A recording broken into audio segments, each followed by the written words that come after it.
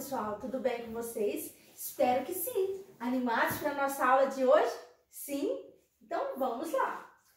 Hoje nós vamos falar sobre alguns fatores que influenciam na solubilidade. Lembra que a aula passada nós fizemos aí alguns experimentos aí? Então tem a ver também com essa aula de hoje, a gente vai dar continuidade, tá bom? Mas, Larissa, o que é solubilidade? Vamos ver? Olha aqui. A solubilidade de uma substância se refere à quantidade máxima de soluto que se dissolverá em determinada quantidade de solvente.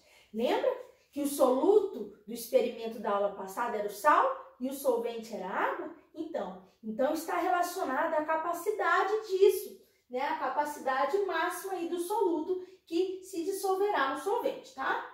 Diferentes fatores como a temperatura e a pressão também pode interferir aí na solubilidade.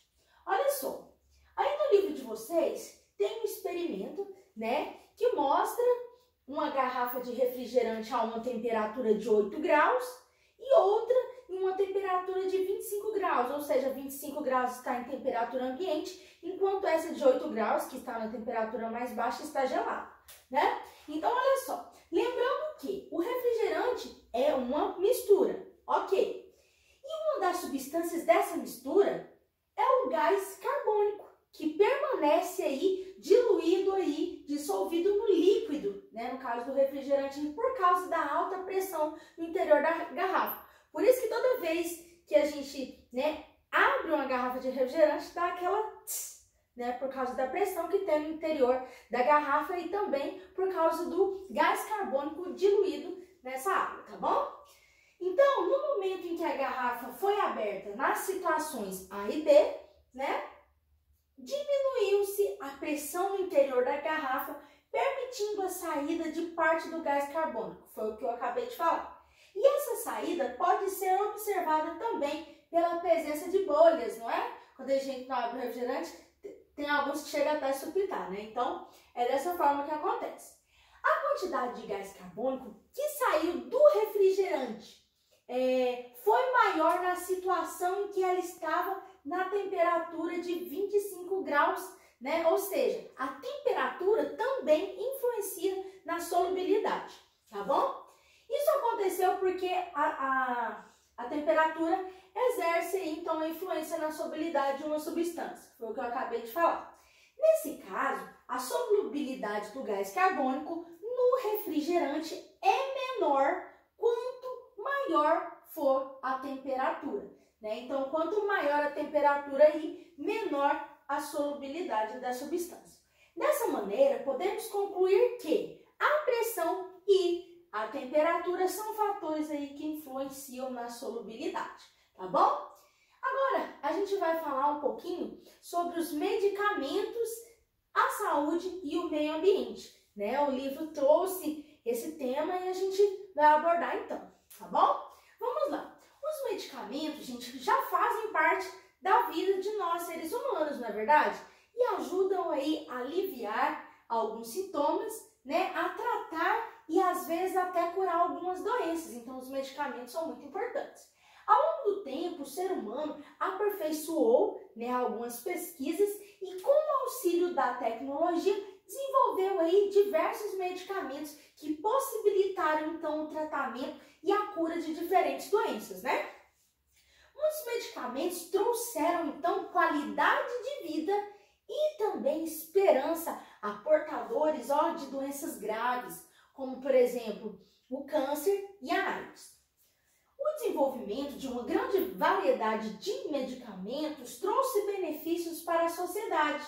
Só que, gente, olha só, no entanto, houve um aumento no consumo, né? E muitas vezes inadequados, e também o descarte desses produtos no meio ambiente. Então, às vezes, as pessoas, né, elas se automedicam, o que é muito perigoso. E, além disso, ao consumir aquele medicamento, sobrou um pouco ou fez o uso total do remédio, descarta em qualquer lugar, descarta em lixo comum, que é aí o que as pessoas geralmente fazem, né? Mas isso não é bom, tá bom? Mas, tia Larissa, quais as consequências disso? O que vai acontecer, gente? vai acontecer prejuízo aí da saúde, né, dos seres humanos, da saúde aí dos seres vivos e também do meio ambiente, tá bom?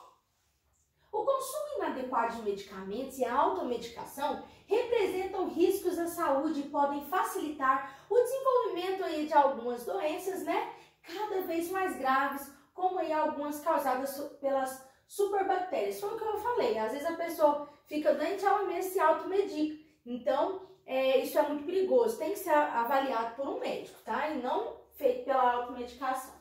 Além disso, os medicamentos consumidos pelos seres humanos podem contaminar o ambiente e prejudicar outros seres vivos quando descartados de forma inadequada. Os medicamentos devem ser descartados em pontos de coleta que geralmente ficam em farmácias. Eles não devem ser descartados em lixo comum, pois podem contaminar aí o meio ambiente, tá? Esse aqui é um ponto de coleta, tá bom? Esse aqui foi visto lá no Rio de Janeiro, tá bom? Que tem até no livro de vocês, correto? Então, gente, nós não podemos descartar os restos de remédios, restos de medicamentos no lixo comum, né? Que é esse que a gente coloca na porta de casa e vem e é coletado, né? Para levar para o aterro sanitário ou lixão, dependendo. Por quê? Porque às vezes esse remédio, esse medicamento que foi dentro do lixo, não chega nesse destino final e pode ir para onde? Nos córregos, né? E nos córregos aí tem muitos seres, principalmente os peixes. Então vai acabar poluindo a água, vai acabar poluindo o solo e comprometendo aí a vida desses seres vivos, tá bom? Então, gente, os remédios eles devem então ser descartados nas farmácias. Só que muitas vezes falta essa informação, né? Então, agora você já sabe, se você compra um medicamento na farmácia, lá também é um ponto de coleta para descarte. Então, você usou o medicamento, então descarta mesmo lá na farmácia que eles têm um ponto de coleta, tá bom? Então, gente, com isso vocês deverão responder as atividades aí, né, do livro das páginas 258 e 259 e no caderno também responder aí, copiar e responder algumas atividades completadas, certinho? Então, um beijo pra vocês, a Larissa tá com muita saudade, tá bom? Fiquem com Deus e até a nossa próxima aula.